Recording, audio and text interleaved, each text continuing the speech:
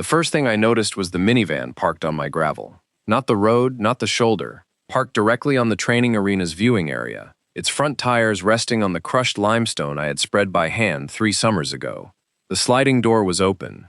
A woman in a floral sundress was pulling a small pink riding helmet out of the back seat, while a girl of maybe 7 stood beside her, bouncing on her heels, pointing toward my barn. I pulled my truck to a stop 50 feet from the arena gate and sat there for a moment, engine idling, the air conditioning blowing cold against my face. It was 8:47 in the morning on a Tuesday in late June. The temperature was already pushing 85. I had planned to spend the morning working with a new mare, a 4-year-old quarter-horse cross named Cedar, who had arrived 3 days earlier, with trust issues and a flinch that suggested someone had been heavy-handed with her. Instead, I was looking at a minivan, a floral sundress, and a pink riding helmet that did not belong to any of my clients. I killed the engine and stepped out. The gravel crunched under my boots. The woman in the sundress looked up, smiled brightly, and waved like we were old friends. "Good morning. We're a little early, I know, but Lily was just so excited she couldn't sleep." I did not wave back. I walked toward the arena gate, scanning the property as I moved. Beyond the minivan, I could see more vehicles now. A silver SUV parked near the hay shed. A dark sedan pulled onto the grass beside the round pen. A white pickup truck with a magnetic sign on the door that read, Oakwood Hills HOA, in green letters. And inside my arena, inside the 60 by 100-foot space I had built with my father's help 12 years ago, there were children, at least a dozen of them. Some were sitting on the mounting block. Some were running their hands along the arena rail.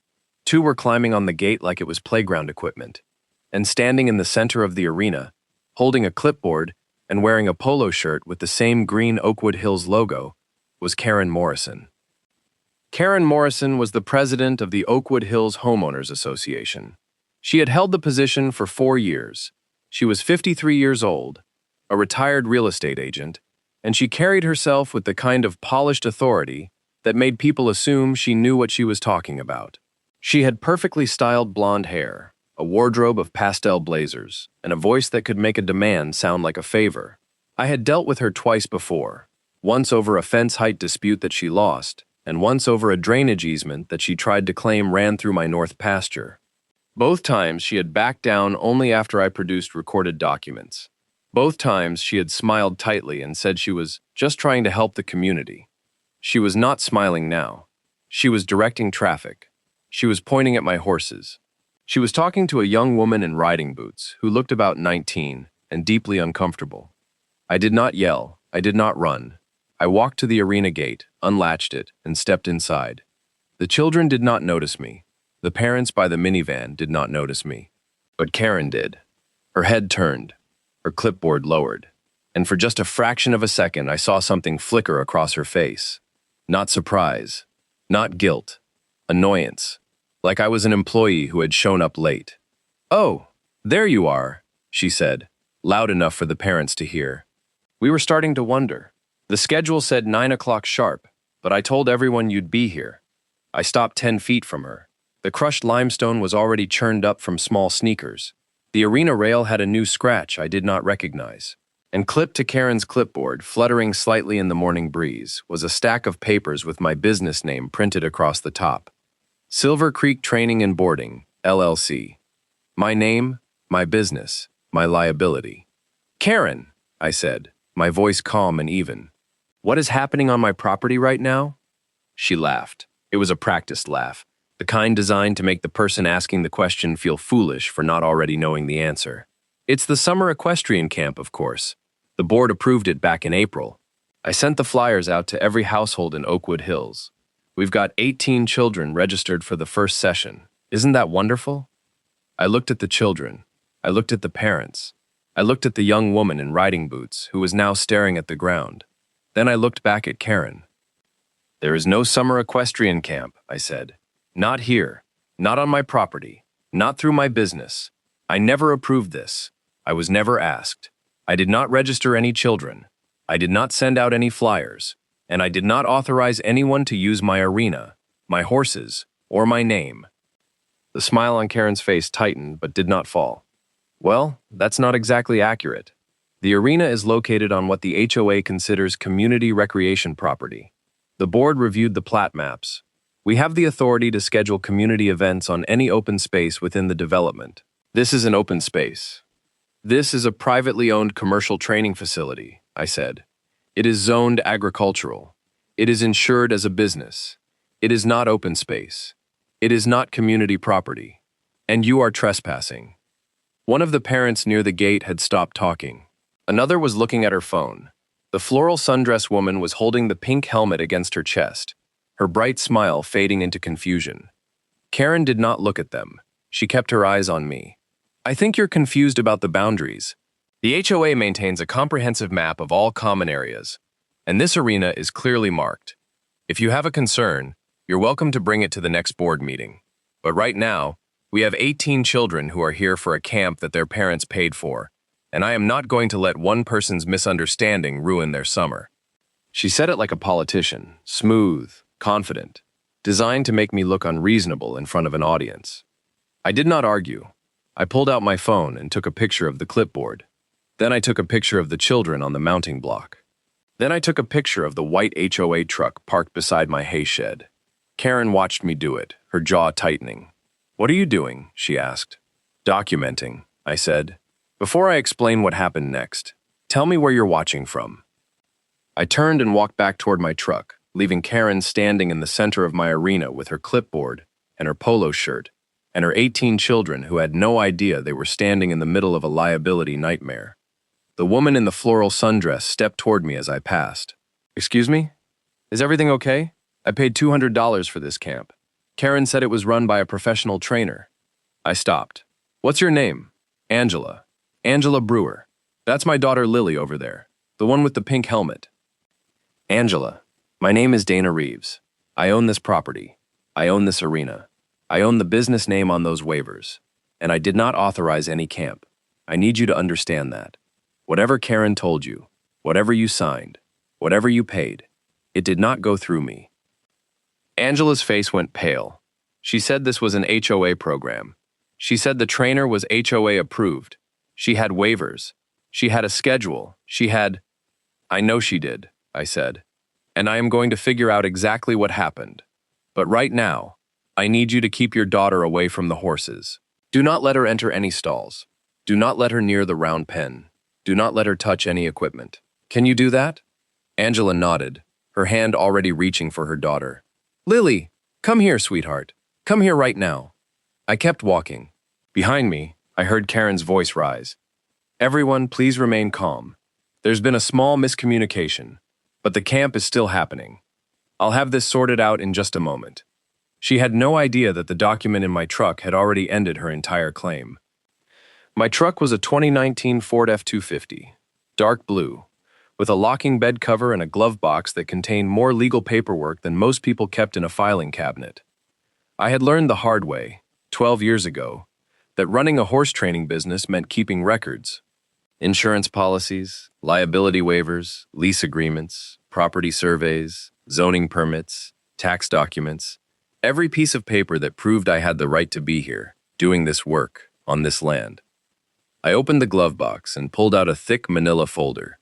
Inside was the document that mattered most today, my commercial general liability insurance policy, issued by FarmGuard Mutual, policy number FG-44782-CC, effective January 1st of this year, covering Silver Creek Training and Boarding, LLC, for equine training, boarding, and riding instruction on the premises described as Parcel 14-7B, Oakwood Hills Development, County Road 19.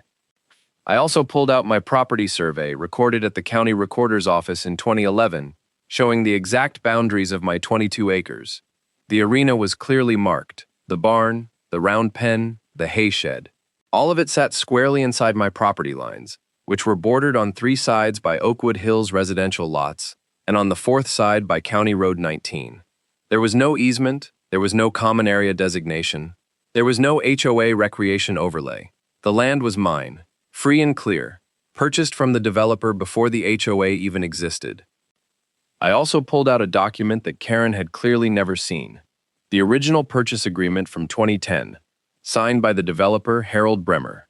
which explicitly stated that parcel 14-7B was sold as a private commercial agricultural parcel and was not subject to any future HOA covenants, restrictions, or common area designations. Harold had wanted to sell the land quickly. I had wanted to build a training facility. The exclusion had been his idea, actually. He said it would make the parcel more attractive to buyers who didn't want to deal with neighborhood politics. He had been right about that, at least. I closed the glove box and walked back toward the arena. By now, the atmosphere had shifted. The parents were clustered near the gate, talking in low voices. The children were still inside the arena, but they had stopped running. The young woman in riding boots was standing apart from everyone, her arms crossed, her face unreadable. And Karen was on her phone, pacing near the mounting block, her voice sharp and fast. I did not interrupt her. I walked to the young woman instead. "What's your name?" I asked. She looked up, startled. "Megan. Megan Cole." "How did you get here, Megan?" "Karen hired me. She said she needed an assistant for a summer riding camp. She posted the job on the community Facebook page. I'm a sophomore at State, equine science major. I thought it would be good experience." She swallowed. She said the trainer was on board. She said everything was approved. "Did she give you any paperwork?" "Just a schedule, and a list of the horses we were supposed to use." She pulled a folded piece of paper from her back pocket and handed it to me. I unfolded it and read the list. Cedar, the new mare, the one with trust issues and a flinch. Dusty, my 23-year-old retired roping gelding with arthritis in both front knees. And Scout, my daughter's horse, the horse my daughter had ridden every weekend for 6 years before she left for college. The horse I had promised to take care of until she came home. I folded the paper and handed it back to Megan. "You didn't do anything wrong," I said, "but I need you to stay here and not touch any of the horses. Can you do that?" She nodded, her eyes wet. I turned back toward Karen just as she ended her call. She was walking toward me now, her clipboard held against her chest like a shield, her expression shifting from annoyance to something harder. "I've spoken with the board treasurer," she said. "We're prepared to offer you a rental fee for the use of the arena, $500 for the week. That's more than fair. Karen, I need you to look at something." I held out the property survey. She did not take it. She glanced at it like it was a menu she had already decided not to order from. "I don't need to look at your paperwork. The HOA has its own records. The plat map filed with the county shows this area as open space. If there's a discrepancy, that's between you and the developer. It doesn't change the fact that 18 families have paid for a camp that starts today." "The plat map you're referencing," I said, "is the developer's marketing brochure from 2009. It's not a recorded survey. It's not a legal document. It's a sales tool.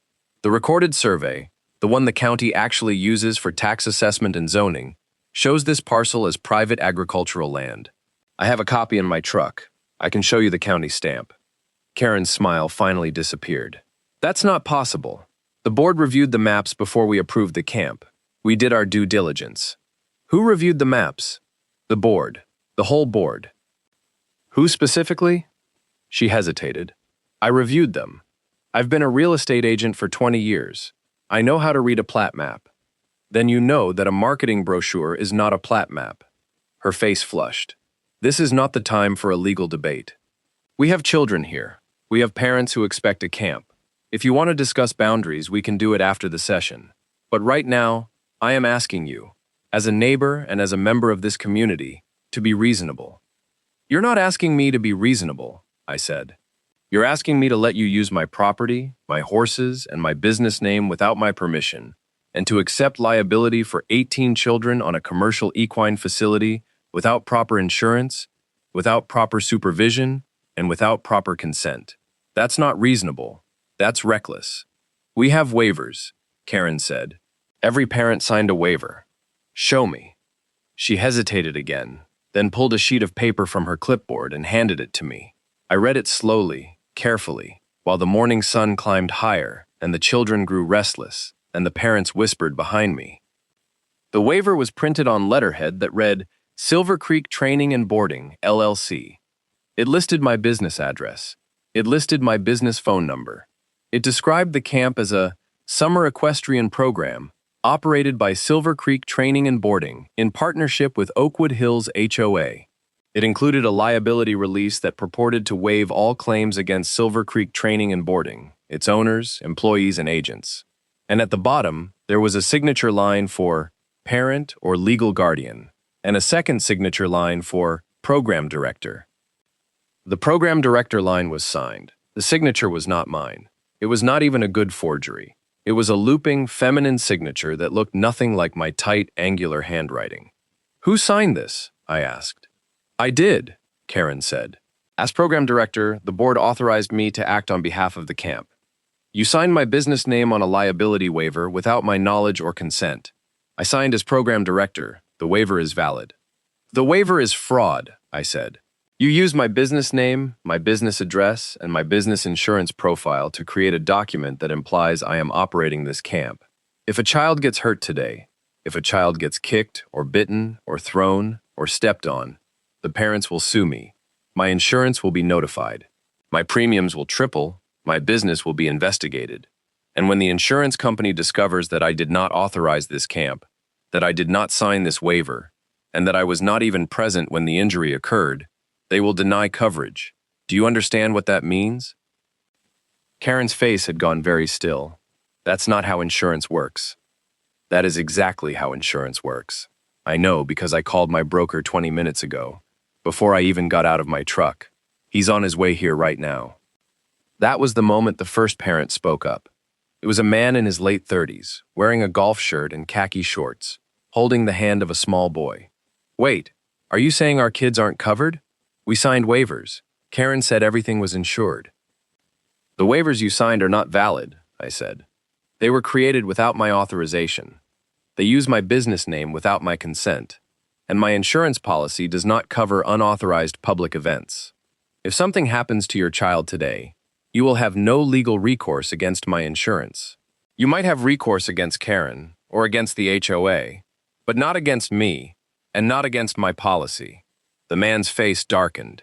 He turned toward Karen. "You told us this was a professional camp. You said the trainer was certified. You said there was insurance." "There is insurance," Karen said, her voice rising. "She's just trying to scare you. She doesn't want the camp here because she doesn't like the HOA. This is a personal dispute." "This is not a personal dispute," I said. "This is a liability emergency, and I am going to resolve it right now." I pulled out my phone and dialed a number I knew by heart. It rang twice before a voice answered. "Sheriff's Department, non-emergency line.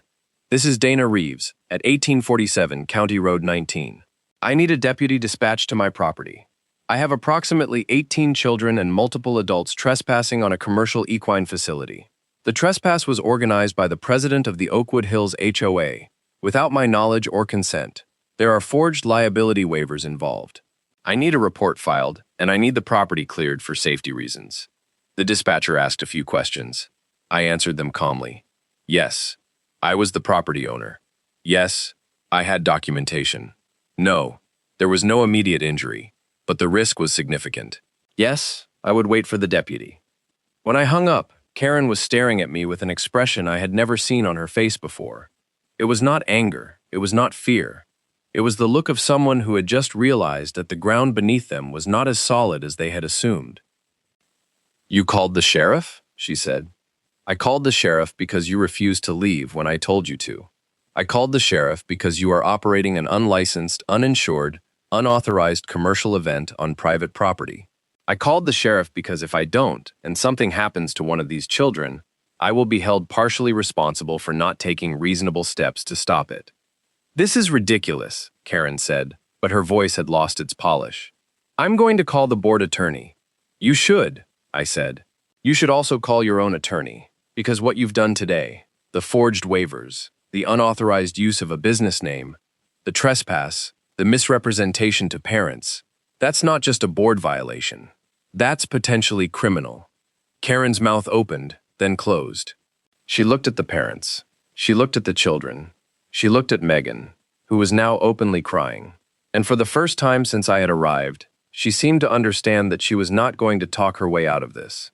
The next hour unfolded in a strange, suspended silence. The parents gathered their children, and moved them to the far side of the parking area, away from the arena, away from the horses, away from Karen. Angela Brewer sat on the tailgate of her minivan, with Lily in her lap, the pink helmet abandoned on the gravel beside them. The man in the golf shirt, his name was Tom, I learned later, was on his phone, his voice low and urgent, probably calling his wife or his lawyer, or both. Megan sat on the mounting block with her head in her hands, and Karen stood alone near the arena gate, her clipboard still clutched against her chest, her phone pressed to her ear, her free hand gesturing sharply at the air. I did not watch her. I walked the perimeter of the arena, taking photos. The scratch on the rail, the churned limestone, the hay bale that had been pulled apart and scattered, the gate latch that had been left open, the water bucket that had been knocked over. Every detail, every piece of evidence, every small violation that would matter later. At 9:34, a white sedan pulled into my driveway. It was not the sheriff. It was a man in his 60s, wearing a short-sleeved button-down shirt and carrying a leather briefcase. He walked toward me with the careful, measured pace of someone who had spent decades delivering bad news to people who did not want to hear it. "Dana," he said, "I got here as fast as I could." His name was Walter Chen. He was my insurance broker. He had been my insurance broker for 11 years. He was the person who had helped me rebuild my policy after a barn fire in 2015, who had walked me through the liability maze when I started offering riding lessons, who had called me personally when a client's horse colicked and died, and the client threatened to sue. He knew my business better than anyone except me. "Walter," I said, "thank you for coming. You said there were forged waivers. I'll show you." I handed him the waiver Karen had given me. He read it slowly, his expression unchanging, his finger tracing the lines of text. When he reached the signature line, he stopped. "This is not your signature." "No. Did you authorize anyone to sign on your behalf?" "No." "Did you authorize this camp?" "No." "Did you have any knowledge of this camp before today?" "No." Walter nodded. He pulled out his phone and took a picture of the waiver. Then he took a picture of the arena. Then he took a picture of the children gathered in the parking area. Then he looked at me with an expression that was both calm and deeply serious. "Dana, I need you to understand something. If a claim is filed against your policy based on this waiver, FarmGuard will investigate. They will discover that the waiver was not authorized. They will discover that the event was not disclosed. And they will deny coverage. Not because they want to, because the policy explicitly excludes unauthorized commercial events. You are not covered for this. The HOA is not covered for this. The parents are not covered for this. Right now, every person on this property is uninsured." "I know," I said. "That's why I called the sheriff." "Good. That was the right call. I'm going to document everything and file a preemptive report with FarmGuard. That will protect you if anyone tries to claim later that you were involved." "Thank you, Walter." He nodded and walked toward his car, already dialing a number on his phone. At 9:51, the sheriff's deputy arrived. His name was Deputy Morrison, no relation to Karen, as he clarified immediately. And he was a calm, heavy-set man in his 40s with a notebook and a body camera and the patient demeanor of someone who had spent years dealing with neighbor disputes that should never have escalated to law enforcement. I met him at the end of the driveway and explained the situation. I showed him my property survey. I showed him my insurance policy. I showed him the forged waiver. I showed him the photos on my phone. He listened without interrupting, taking notes in a small spiral notebook, his body camera recording everything. When I finished, he walked over to Karen. I did not follow. I stood by my truck and watched. "Ma'am, I'm Deputy Morrison with the County Sheriff's Department. I understand you organized an event on this property without the owner's permission." Karen's voice was high and tight. "That's not accurate. The HOA has authority over common areas. This arena is a common area. I have the plat maps. I have the board vote. I have—" "Ma'am, I'm not here to adjudicate a property dispute. That's a civil matter. I'm here because the property owner has asked you to leave and you have not left. That's trespassing. I need you to gather your belongings and vacate the property. I also need you to provide me with the names and contact information for every parent who registered for this camp. I am not giving you that information." "Ma'am, I'm not asking. I'm investigating a potential fraud complaint. The waivers you distributed use a business name without authorization. That's a serious allegation. I need to document who received those waivers and what they were told. Karen's face crumpled, not in tears, in rage. This is harassment. This woman has been trying to undermine the HOA for years. She doesn't want to be part of this community. She doesn't care about the children. She just wants to cause trouble. Ma'am, I need you to lower your voice and cooperate with my investigation. I turned away. I did not need to watch the rest. I walked back to the arena, where Megan was still sitting on the mounting block, her face blotchy and red. Hey, I said, you okay? She shook her head. I didn't know. I swear I didn't know. She said everything was approved. She said the trainer was on board. She paid me $300 cash to help with the camp. I thought it was legitimate. I believe you, I said, and I'm not going to hold you responsible, but I need you to tell the deputy everything you know, everything Karen told you, everything you saw. Can you do that? She nodded. Good. After that, if you want, you can come back next week and I'll give you a real lesson. No charge. You're an equine science major, right? You should learn from someone who actually knows what they're doing. She laughed, a wet, shaky laugh. Okay. Yeah, I'd like that. By 10:30, the property was clear. The parents had loaded their children into their cars and driven away, most of them without saying goodbye to Karen. Deputy Morrison had taken statements from me, from Walter, from Megan, and from 3 of the parents, including Angela Brewer and Tom the golf shirt dad. Karen had been escorted to her white HOA truck and told not to return to my property without my written permission. She had driven away with her jaw clenched and her phone still pressed to her ear, and I had watched her taillights disappear down County Road 19 with a feeling that was not quite satisfaction and not quite relief. It was not over, I knew that. Karen was not the kind of person who accepted defeat. She would regroup. She would call the board. She would call her attorney.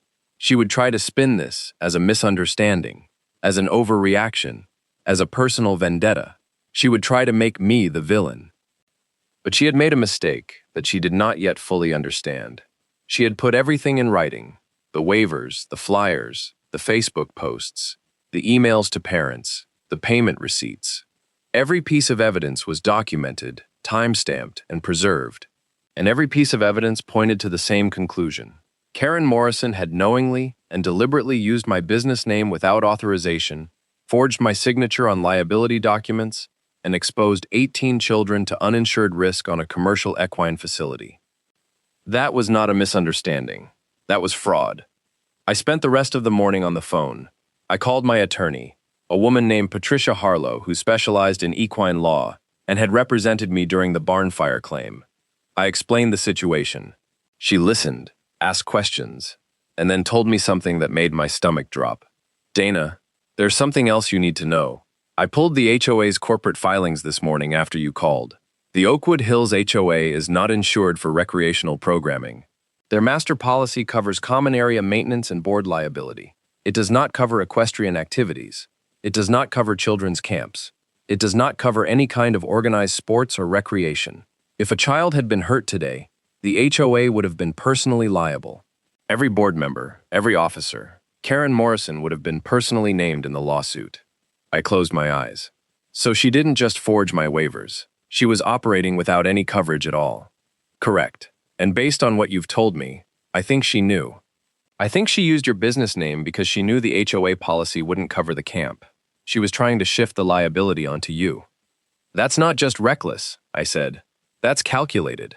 Yes, Patricia said. It is.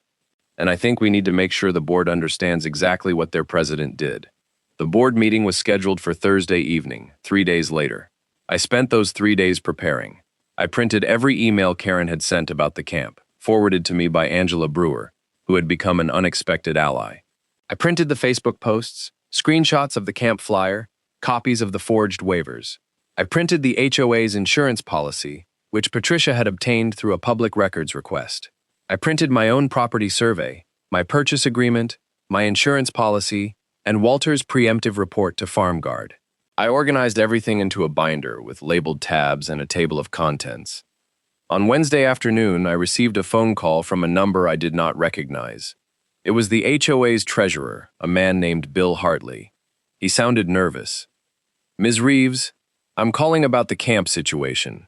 I want you to know that I was not aware of the full details. Karen presented the camp as a done deal. She said she had secured the location and the insurance. She said everything was approved.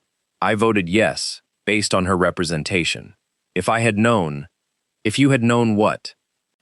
If I had known she was using your property without permission. If I had known the waivers were forged. If I had known the HOA policy didn't cover it. I would never have voted yes. None of us would have. Are you calling to apologize? Or are you calling to protect yourself? He was quiet for a moment. Both, I suppose. I'm also calling to tell you that Karen has called an emergency board meeting for Thursday. She's planning to present the camp cancellation as your fault. She's going to say you agreed to host the camp and then backed out at the last minute. She's going to ask the board to file a complaint against you for violating community harmony rules. Community harmony rules. It's a clause in the HOA covenants. It allows the board to sanction residents who engage in behavior that disrupts the community. Karen has used it before.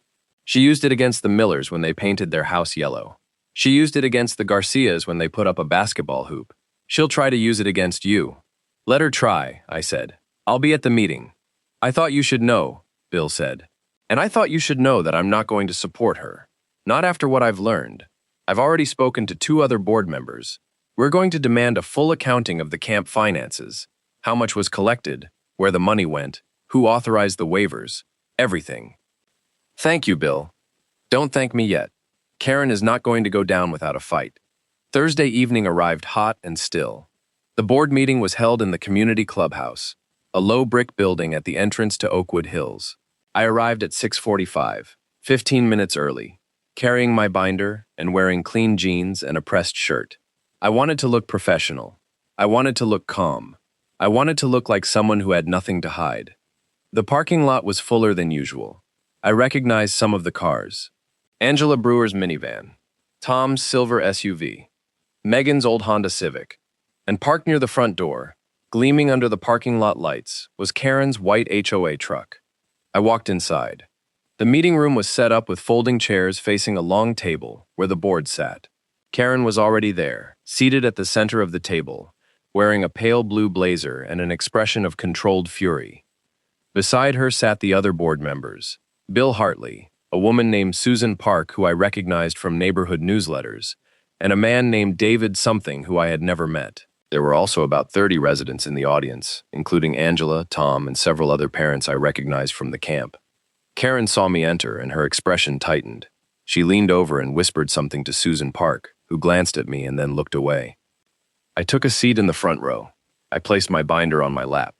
I waited. At 7 o'clock exactly, Karen called the meeting to order. She read the minutes from the previous meeting. She reviewed the budget report.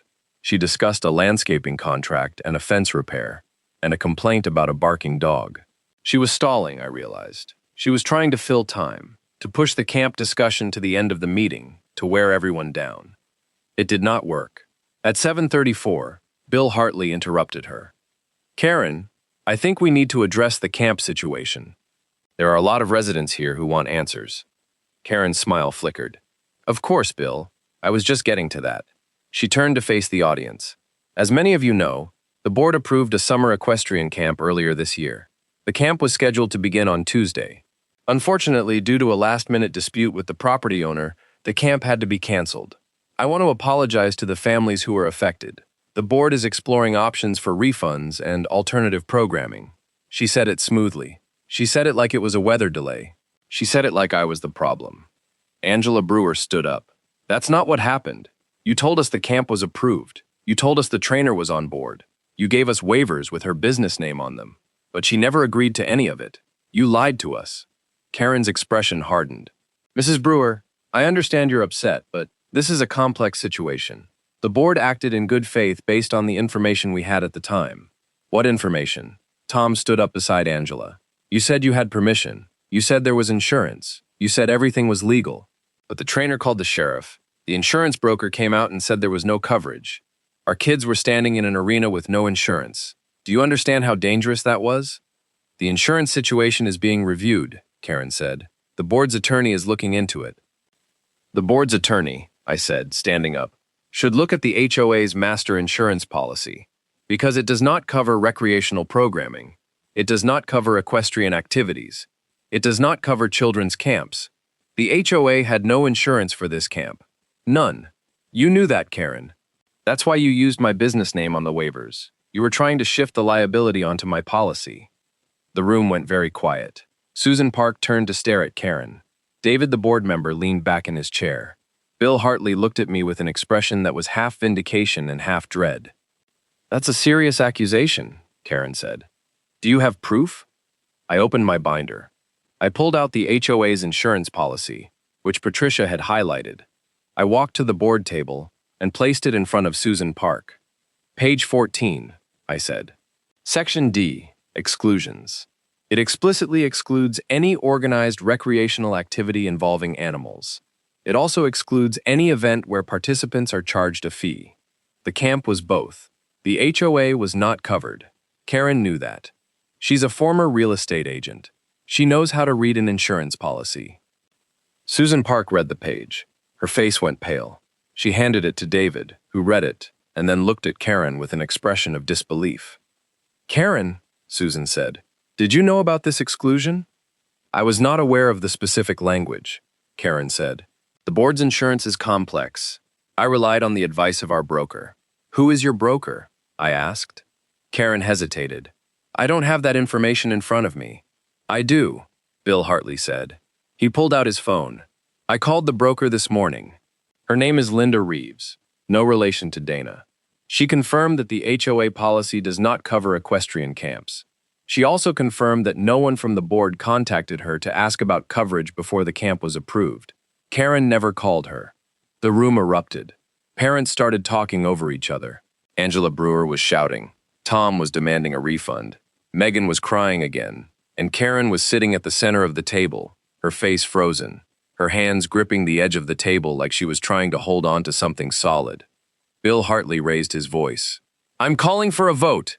I move that we suspend Karen Morrison as board president pending a full investigation into the camp finances, the forged waivers, and the insurance misrepresentation. Seconded, Susan Park said. You can't do this, Karen said. I am the president of this board. I have served this community for 4 years. Everything I did for the children. You did it for yourself, Angela Brewer said.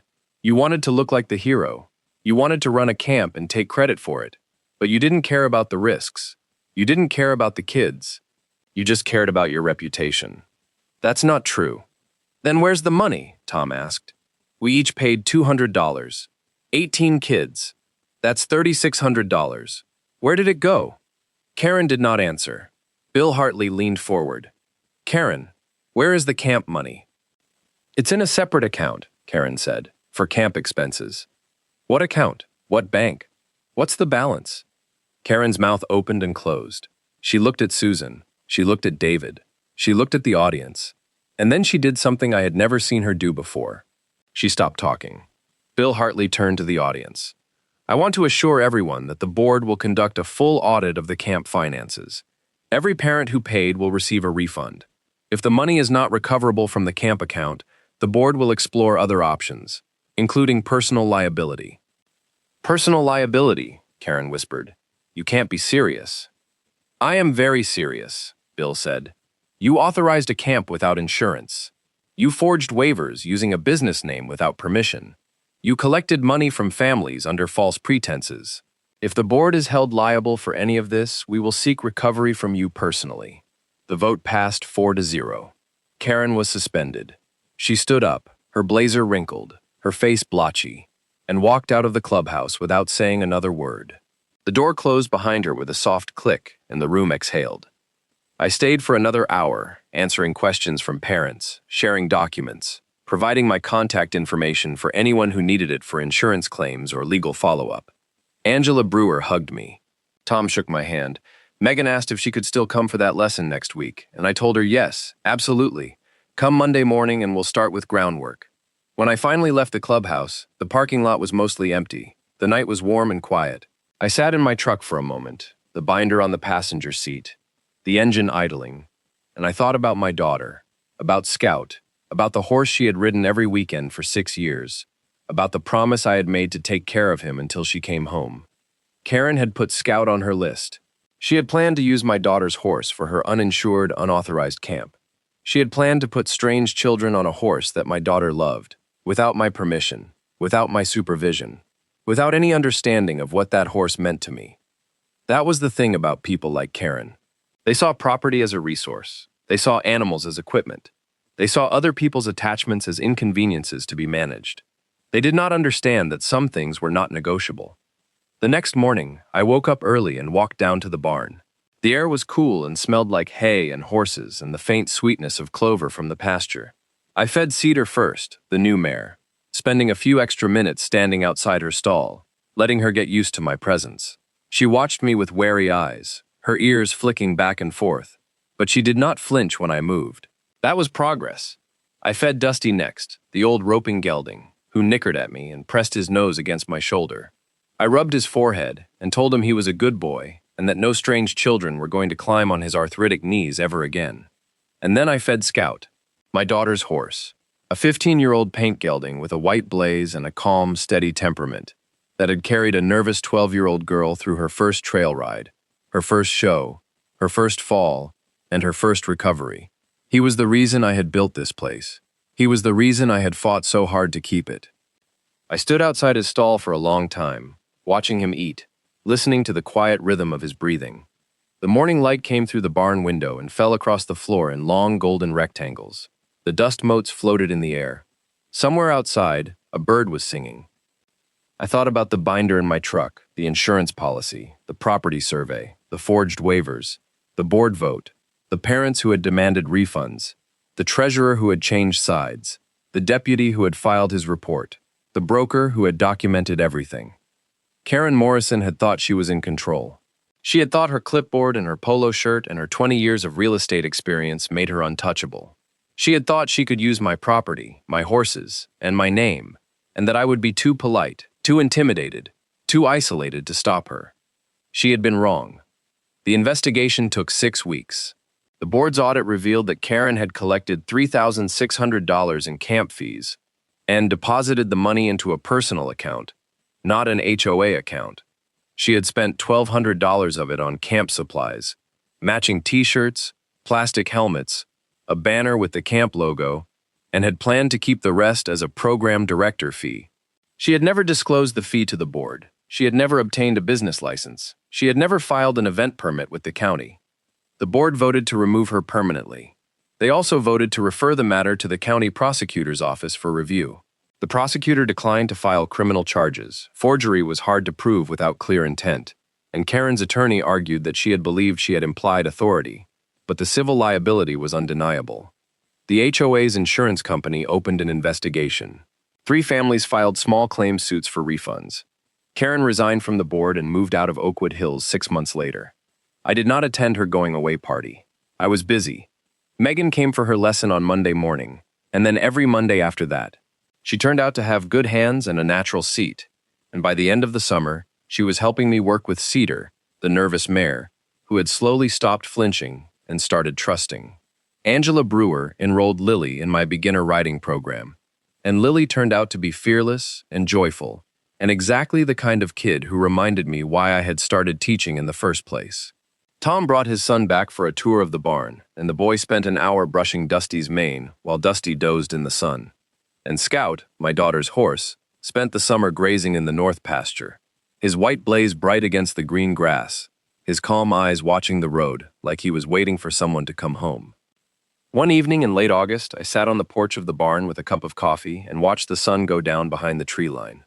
The arena was empty, the gravel was smooth, the gate was latched, the air was cool and quiet and smelled like cut grass and horse, and the faint, distant promise of rain.